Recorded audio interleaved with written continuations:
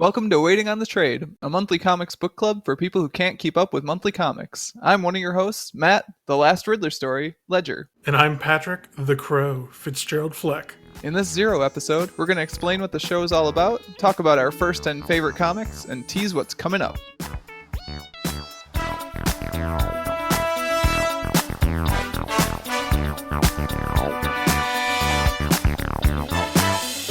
All right, Matt, why are we here?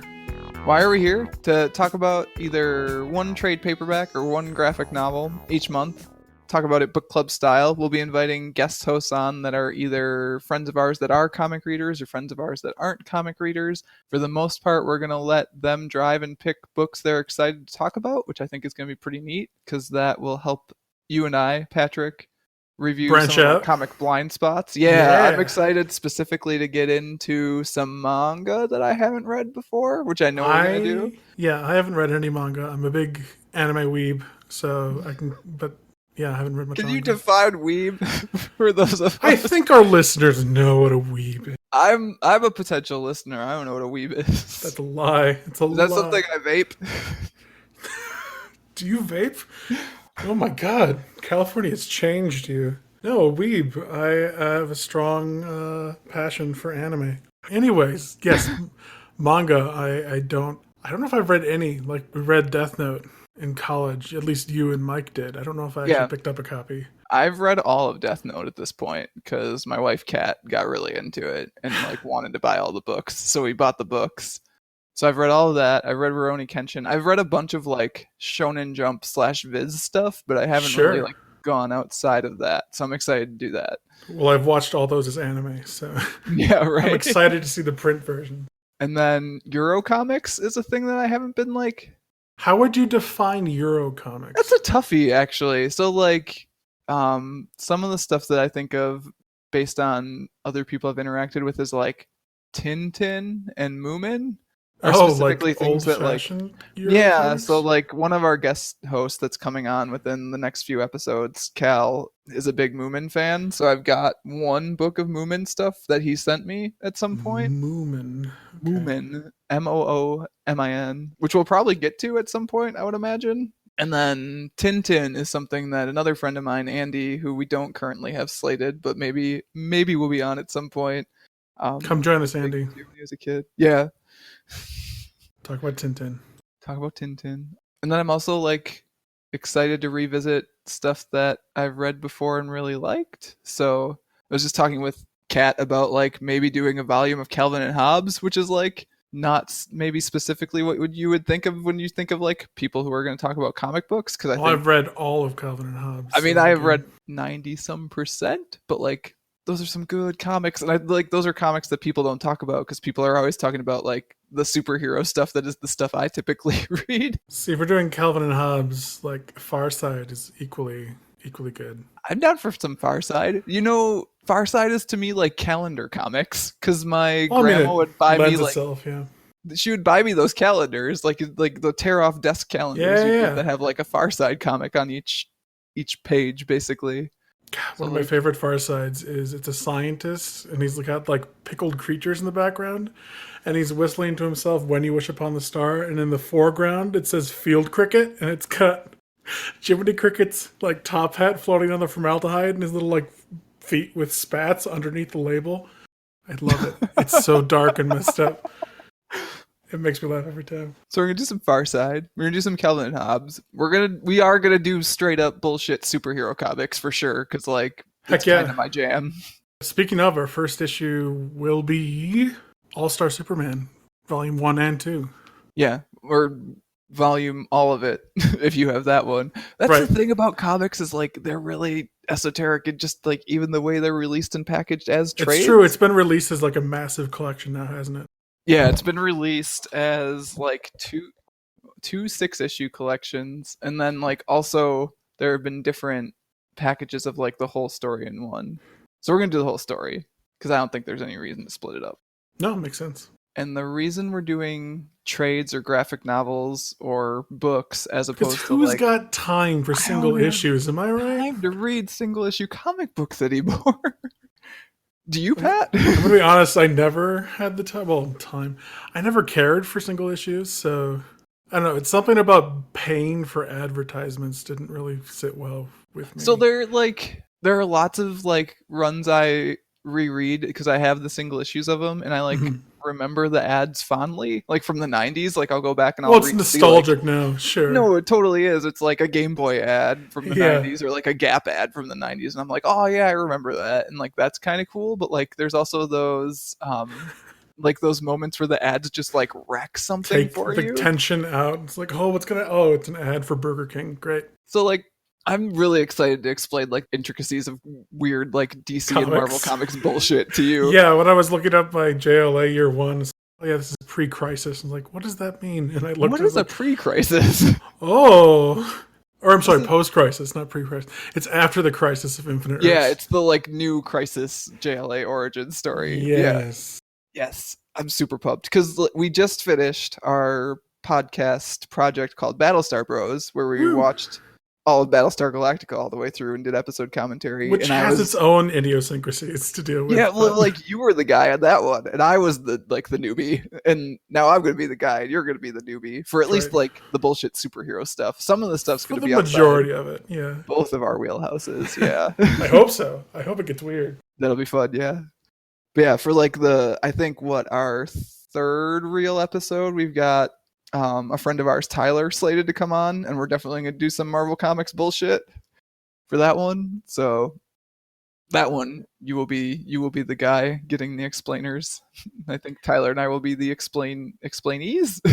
I mean, Marvel I'm better with than DC, actually. DC is more confusing, I think, overall, because like there's just They have so so much many more of it, retcons. and so yeah, so many stop starts. Yeah. Do we want to just go into a quick background of where we're at with comics? Like what like molded us as young comic book readers? Yeah. Do you want to go first or should I go first? I can go first, I guess, to explain the quote. So, one of the first comics that I ever read was The Crow, and that's only because my father kept a bookshelf in my bedroom growing up, and this trade paperback was on there. So it was only a matter of time before I reached up and took this incredibly violent emo trade paperback and read it as a child. How old were you, do you think? Oh, I had to have been like 11 or 12. Because, like, I still haven't even read The Crow. Because I'm looking at it and I'm like, it's too intense for me. It's It's too much. intense. It's a story about a man and a woman that, like, fiance, they get attacked by a bunch of thugs. He gets knocked out. The woman gets, like, killed and raped. Maybe not, like, in that order. Like, it's messed up. And he comes back from the dead for revenge. And he's dressed as a clown for reasons. It's dark. It's messed Have up. you reread it since you read it the first time? Yes, I've read it a couple times. Okay. What did you think of it, like, the second or third time? I mean, it's your stereotypical revenge like story. Like if you read it, you'll see influences in a lot of other like movies and stuff that came out in the 80s and 90s. So, like, there is a Crow movie also, right? Yes, there is a movie based on the graphic novel. Is that any good? Good might be stretching. It's okay. I mean, Okay. All right. it is Like, what it as a is. person who hasn't read The Crow before, would you tell me specifically, knowing my tastes, to read it? I mean, I wouldn't have you go out of your way to read it.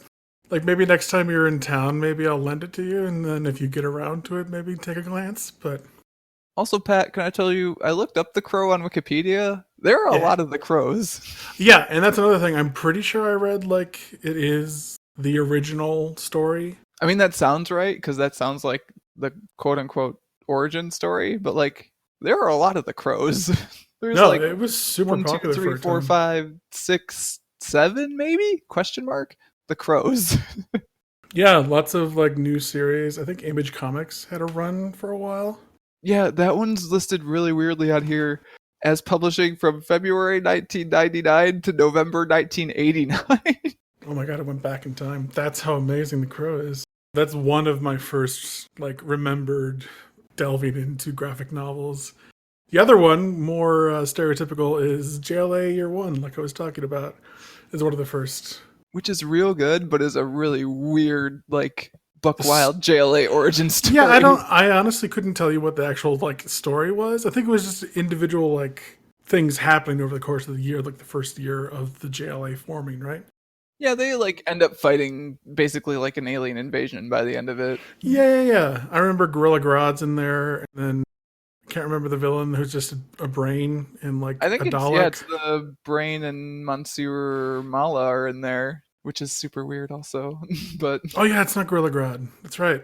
yeah. See, it's been a while, but I really liked that one, and I thought it was cool that it was the origin of the gel egg because I love Martian Manhunter. I really grew to love Green Lantern. Aquaman has had a very like dear place in my heart for whatever reason, just because he's been like shit on so much. Did you see the movie? No, and I refuse to. I will not Okay. watch that movie. That's my take on it also, actually, which we could have Mike on at some point to refute. Mike, our former Battlestar Bros co-host. I did go see Spider-Man Into the Spider-Verse, which is fucking amazing. Yes, I'm really glad you said that because we would have had to cancel the podcast if you It's said anything the else. best Spider-Man film I've ever seen. It might be the best comic book movie. It's amazing. Yeah, so that's kind of the takes we have on this show, by the way. Like, if you want to get a sense of who we are and what we're into, Spider-Man Into the Spider-Verse was the goddamn Top best. notch. It's real good. Pat, I bought the soundtrack. I've been like listening to that for the past 2 months to the point where Kat's tired of it. She's sick of it. The animation is just genius. I've never seen anything like it. So If it's good. not the best comic book movie, it's definitely the most comic booky comic book movie for sure. Did it come out in 3D? We didn't see it in 3D, but There I was can't a 3D imagine. version. I don't Can't want to see it in imagine. 3D. It was trippy as is. Yeah. I think my dad leaned over and said, "Was this supposed to be in 3D?" Because all like the weird like textures and everything they have going on. I was like, I don't think this is in 3D. I think No, this it's is what just a supposed to goddamn look. comic book. It's so good. But yeah, anyways, JLA Year 1. Really good. Aquaman's great. I really like the fact that Wonder Woman's not even in it. Okay, so here's the deal. Like, none of the big three are in it. And No, I mean, Batman and Superman have appearances, but they're not like majorly in the story. it's part of like the way Crisis worked. They wanted to like keep Step everyone back. sort of separate. Yeah, like Mm. like the post-Crisis Justice League was like a bunch of B-listers and Batman and Martian Manhunter basically, which like Martian Manhunter you can count as a B-lister and A-lister. I count as an A-lister. I think you probably do Martian too. Manhunter's great. I love him. John Yeah. Jones. Okay. A movie where John Jones is played by Idris Elba needs to happen. Like, that has to happen. I'm into that. Let's do it. Let's do it. Let's call Warner Brothers. There's a miniseries coming out right now that the first issue was good, so we'll definitely have to get to that. Martian Manhunter, really cool. And yeah, Black Canary, which at that point I had no idea who she was. She's pretty cool. She's pretty badass in that. So- Yeah. Yeah, she's like top 20 DC characters probably. At least DC heroes. Depends Sure. if you're counting villains, but All right. Yeah. yeah, those are good picks. Should we do The Crow at some point? No. Okay. It can just stay in the 80s where it belongs. I'm Real, looking I at this- mean, I'm looking at this poster and I've got like Jared Leto, Suicide Squad, Joker. Like, no, going if through- they like redid it now, it would be very popular. But I don't want them to. All right. So, do you want to talk about your favorite comics, or should I talk about my like? I think you should Formative now do slash your first comics. do your formative stuff. So there are like 3 single issues of comics that I always think of as like my first comics, and I never have actually like ordered them out before, but I looked them all up so I could get the release dates right. So I think I'm gonna work backwards to get to the actual first one. Unlike me, you didn't stumble upon your Yeah, first so- one. You actually sought out. Before we started recording, you asked me, how did you even find comic books? Yeah. Which is like a legitimate question back in like, Like, honestly, my introduction to like superheroes and stuff is movies and video games. Like, Sega Genesis had the Maximum Carnage Spider-Man games. Yeah. And like there's the X-Men Clone Wars game or something like that. That's my introduction. Like, Enter Electro for PlayStation 1. that was a good game, by the way. It was real good. But that's where I came into superheroes, and then comics came after. So I definitely was like watching Batman the animated series and like the X-Men one to a lesser extent. Like Batman Hmm. the animated series is like formative to me, whereas X-Men is fine, whatever, I'll watch it. Before I like found these comics, but as a result of my mom being a pharmacist, she worked in like drugstores, and like Sure. drugstores used, at least used to, I don't think they do anymore, carried like individual comics, but it was kind of hit or miss like what you would get. So like you might get this issue of Batman Adventures, but you might not get the next one. Like I definitely bought the first issue of Nightwing from one of my mom's like pharmacies she worked at, and like Hmm. specifically got that in, I think, for me at some point. Like at some point they were just getting it so I could keep getting it.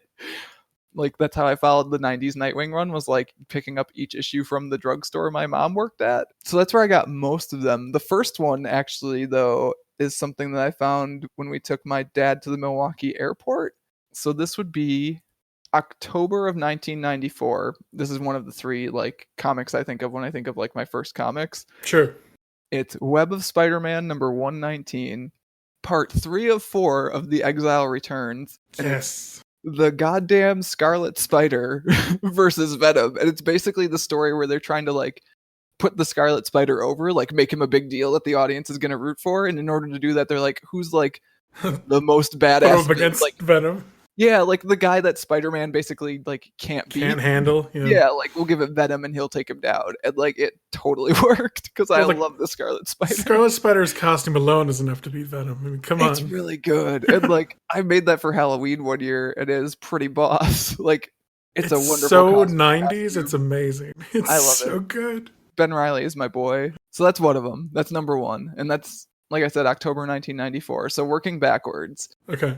The other comic I remember, and I remember it mostly because like the first page of it is Batman just like epically fucked up because in the previous issue of Nightfall, this storyline that was running through Batman at the time, Bane had just broken Bruce's back. I saw Like, that movie, yeah.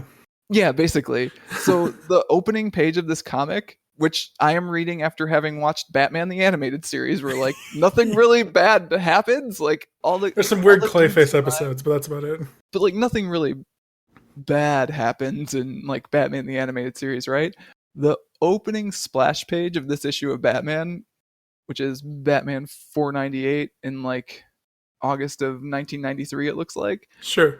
is Robin and Alfred, like Alfred dressed in like medic gear and Robin like in his costume with his mask off, like Huddled over carrying the broken corpse. no, they're carrying him up the like the Batcave steps in a stretcher. He's just like laid out in a stretcher and like breathing through a tube and like completely like isolated. And you're like, what the hell happened? Because I hadn't actually gotten the issue where he like his back was broken. I just got this issue because this is the one that came into the drugstore, and I was like, what happened?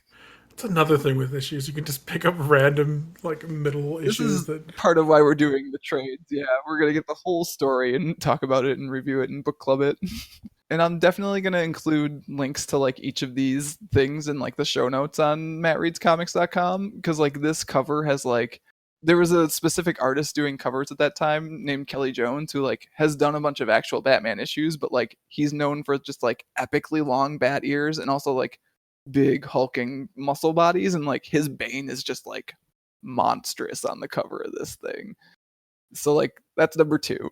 And the third one, the last one, which is like the one that published the like the furthest in the past, so it was probably my first formative comic, is the last Riddler story in Batman Adventures number 10, which is a story where the Riddler actually gets to win, and it's brilliant because like the Riddler gets to win, but also Batman isn't dumb. He's just like too preoccupied to even care about the Riddler, basically. So he just like doesn't answer the Riddler's riddle. He probably could have if he had the time, but he's too busy. So like the Riddler is like, "Oh, Batman, stop me!" Because Batman does get there, but basically just like through happenstance. But then Batman admits like, "Yeah, I was just here because I happened to be here. I definitely didn't answer your riddle." So was it a complete single issue story? Like from Yeah, beginning to all end? those Okay. Batman adventure stories are, which is what makes them awesome. And like they're a great entry point for comics because they like come right off the animated series. It's all like the animated series art style and characters and stuff. Hey, the Crow's not bad either. So Apparently it take a pick. worked. I don't think if I read The Crow, I'd still be writing comics. But that's just me. It's fine. It's fine. But yeah, apparently that is June of 1993. So I was born in 1989. So So 4, 4 years old maybe? reading comics ish. Yeah. Nice. Yeah, you know. I do have single issues. You said I only have 12. I do. So I I don't vividly like. remember going to Goodwill and buying 10 for $1 out of their Goodwill bin. I didn't actually go to a comic book store because I don't know if at that time I knew such things existed. We didn't really have one. Like, so you and I are from the same town growing up. Like, we Yes. didn't really have one near us that I knew about until like probably Kryptonite? eighth grade. Yeah, in Janesville, which is like 45 minutes from us in Elkhorn, Yeah. Wisconsin. There's a comic store, but like that's a trip. Like that's 40 like half hour, 45 minutes to get there. And like I don't know about your parents, but mine aren't taking me to the comic store just to go buy comics. But yeah, Then the they come Goodwill in back. the town over had a comic bin that periodically would just like take comics, get rid of them. So I have a whole bunch of like Spider-Man and X-Men. And do I remember much of the stories? No, I don't, but I still have them somewhere, so that's what counts. See, by the time I knew you were reading comics, you definitely weren't reading the like superhero single issues stuff. You were definitely more of like It's the crow. It's a the crow. high end a high end trade paperback sort of man. Like by then, like we were, I think, both starting to get into like your Sandmans and all that. Your Yeah, the Sandmen. Sandman was really big. Yes, Neil Gaiman's Sandman was huge when we were in college, and we were having fun collecting and reading all those. Yeah, and then you started to get on that Frank Quitely train, which is part of the reason we're doing All Star Superman for the first the first episode.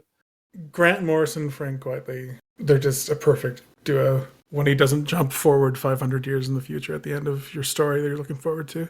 If he doesn't do that, it's great. I'm really Perfect. excited, like, at some point, because Cal's a big Grant Morrison person, like, you, me, and Cal talking a big Grant Morrison comic is going to be sweet. We just have to figure out which one it is and then do it, because it's going to be fun. New X-Men is like probably one of my favorites. Like you asked if you had to choose a series to take, like you're stranded on a desert island, which series would you pick? Sandman is probably up there just because it's so involved in like all the little like nuanced stories There's a that lot Gaiman you can pick writes. out of that even when you, like, come back to it a year Yeah, there's a or lot to whatever. it. Like, I recently reread that and I was like, oh, this bit. I didn't catch Yeah, that the first time I came through. but New X-Men's probably up there too, just because how badass that story is. To a point. I'll probably leave off the last volume. Yeah, so I guess since we're kind of in it already, like, what are your favorite comics? And then, like, what are, like, I think you kind of answered this one, so if you want to bow out, go ahead. But, like, what comic or comics would you, like, if you had to give up all but, like, two or three comics, like, Exactly. you'd keep those ones? Yeah, I think those two would be Sandman and the Grant Morrison, Frank Quitely, New X-Men. Yeah. I think I would definitely keep a Grant Morrison series also. I think I would keep his JLA over New X-Men because I'm a DC Comics boy. That's the one where there's like new gods or something, right? I'm trying to remember the JLA story. No, so like it's a big run. It's like a big run from the I'm gonna see. Like I know it's the 90s, but I don't know exactly what year it started. Because I think you had me buy the first like trade of that. Yeah, I think either I had you buy it or I gifted you it, one of the Yeah, one of two. those things. So 1997. Yeah. Okay. So yeah, I would keep that because like that's got like all your faves. It's got Super Master Planner Batman. It's got I'm Wrestling Angels Superman. It's got Kyle. I'm the best damn Green Lantern because I'm an artist. Rainer. I'm a Hal Jordan fan myself, but I mean, you're you wrong. do That's you. fine. That's fine. So I think I would keep Grant Morrison JLA because that's just like like some of the most epic superhero comics. I was thinking about it. I think I would pick like Hark a Vagrant and bring it with me, which I don't know if you've read that ever. It's a web comic originally. Oh really? Oh, web comics. We didn't even talk about that. That's the Oh, thing. Like it also feeds into the fact that like I'm kind of short on like web comics. You might even be like, the only one that I'm really into is Kill 6 Billion Demons, which for the life of me I can't get you to actually give a chance. well, It's they so good, released it. Matt. They released it in a trade paperback, so we can I talk think there's about a it on couple of them here. now, so yeah, check it out. It's real good. The I'm sorry. other What was thing, what was yours? Hark something or other? Hark a Vagrant, which is also in like hardcover books. I just had one from the library actually recently, but it's Kate Beaton. Yeah, Kate Beaton, and she just does like really like quick, fun, like humorous stuff. A lot of them are historical or like based on like novels and stuff. She Oh, really likes nice. the Bronte sisters, which is cool because Someone's got to, I guess. I mean, there are other people in my household that like the Brontes, so it's nice to be able to bond over that. Personally, not a huge Jane Eyre fan, but what are you gonna Nope, but that's okay. do? But yeah, so I think I would bring that just because like those are fun, and there's like little intricacies to them and footnotes that I think you could keep coming back to and reread, and they're still funny. So I think I would bring that with me. Sure. Man, though, like the world of webcomics, I'm so far amiss of, and we should fix that as part of this. Also, have you ever heard of a webcomic called Achewood? I don't believe so. Apparently, it's really good. I cannot, for the life of me, get into it. We should try to maybe as part of this. Although that one's not published in like actual like volumes, so I'm not sure how we would make that happen. Anyways, there are lots of comics out there. Did you know? There are a lot. So we're gonna release monthly. So we'll talk about at least 12 comics a year. And we might do more depending on If we how. if we get a good response and have the time, we It's might up to do you, more. listeners. It's up to the listeners, and it's also up to my lack of ability to stop doing side projects. It's fine. You're just running 2 blog sites, writing for another online comic site, doing self-publishing. I was gonna say I published a book. You'll have time. It's all good. I'm sure it'll be Yeah. fine. But yeah, I like the monthly schedule for now. It'll be good. It'll be a good like low key, non-stressful, chill session with our friends to do like one trade paperback's worth of a comic book club per month, and that's what I want to get out of this mostly, as opposed like in addition to talking about books I already really love and books that I haven't read yet. Yeah, I'm pumped for both. Like, I'm really excited to do new things, but like to experience books that I loved with people I enjoy. It's great. I don't know if you and I have ever actually like talked that deeply about All-Star Superman actually, like as a teaser for the next episode. I'm like, sure we both said, wow, this is amazing, but like not any more depth than that. I'm coming up on my like favorite chapter of it, which is the like the Clark goes to interview Lex in prison chapter. Like I think the quip when Lex doesn't understand shorthand is amazing. it's pretty good. And when he has to draw on his eyebrow that he's missing, it's so good. So I'm excited to talk about that one, especially because like I know you love that Frank Quitely. I know you love him a lot. He, like, when I first saw Frank Quitely's characters, they're strangely detailed, like the creases and skins, and like they look overly detailed, but it's grown on me. The man just knows how to draw with such depth. It's great. I think we were like always gonna do a Morrison Quietly one as the first episode. Like we talked about other things, but like I think between the two of us that just like trips both of our triggers to the point where like that's what we were gonna do. And I think both of us would rather do something that's like slightly less accessible. Like I think It is. It's Superman, so yeah, you can't go wrong. well, like I think you wanted to do New X-Men, and I think that would have been a good choice. But like there are weird like edges of it that like Cassandra Nova is a trip. Yeah. Yeah. And like I probably would have rather done like their Batman and Robin story, but like that also has like you got to know I completely forgot about that. Traveling through time. That's super good. It's got those like sound effects that Quietly draws into the panels, like 1960s show style. Oh, they're super good. But like All Star, I think is the most accessible one, so it's the best first episode. And I think it's the only like standalone Superman I've ever read. Like it's the only Superman I know outside of JLA. It is like quote unquote the only Superman you need, I think. Right? Like, if I was gonna be like, if someone was like, "Hey, Superman," like, I'm not sure where to start with that guy. So like skipping ahead maybe too much. Like the weird thing about All Star is that like there's so much like intricacy and history called forward through it that like if you get that, that's super cool. But at the same time, like Superman makes miniature suns on an anvil and feeds them to a miniature sun eater. That's great. Like you don't need to know anything. It's comics, baby. So good. So I think the last thing I wanted to do was make sure that if the audience listening to this has books that they want us and our friends to read as we rotate co-hosts in here, they let us know either via the blog or Twitter or whatever. You can find me at mattreadscomics.com or as at mattledge, MAT_LEDGE on Twitter. If you want to give me suggestions. Pat, where can the listeners find you? I can be found at the Hypnotoad, but spelled the awesome way, which is TH3HYPN0TOAD on Twitter. We gotta get you an easier handle, man. No. I'm gonna link them both in the blog post, but No. we gotta get you some accessibility. It's leet speak. We gotta get you some accessibility. You can also email the podcast at waitingonthetrade@gmail.com. There you go. That's a concise way to which is contact pretty us. easy. That will forward to my personal Gmail. Hint, hint, hint. Don't spam me. Go ahead and spam them. It'll be great. Spam me, whatever. But no, please widen our horizons, because I have a feeling we are limited in a way that we don't even understand yet. So yeah, and like part of the reason I think like I would be excited to do more than one per month is like I want to read more books. Yeah. It's been a while for me to jump into comics, so I'm ready. I'm ready for this thing. All right, cool. I think that's the 0 episode. So listeners, feel free to join us next time when we talk about All-Star Superman.